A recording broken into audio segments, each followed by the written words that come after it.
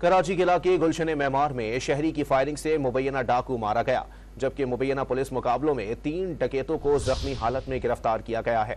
मजीद जानते हैं don news के नुमाइंदे मोहम्मद बिलाल से। बिलाल, मजीद बताइएगा इस कार्रवाई के हवाले से।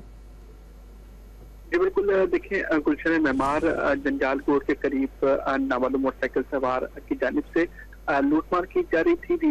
लूटमार के दौरान जो है शहरी की फायरिंग से एक डाकू जो है वो हलाक हुआ है, जिसकी लाश को ज़ाब्ते कार्रवाई के लिए अस्पताल मुंतकिल कर दिया गया है। पुलिस हुकाम की जानिब से कहा गया है कि अभी तक डाकू की शनाख्त नहीं हो सकी है।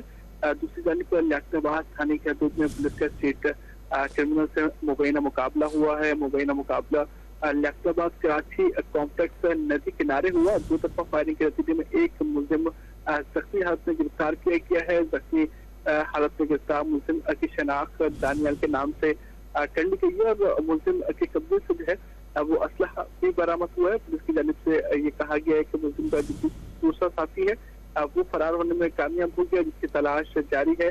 दूसरी जानिब शरीफाबाद रंजे फाटे के करीबी एक मुबैना मुकाबले में एक मोहम्मद आसिफ नामी मुलजिम को हिरासत में लिया, जिसको तिब्बी इमदाद के लिए अस्पताल मुंतकिल कर दिया गया। पुलिस का कहना है कि मुलजिम लूट मार कर रहा था।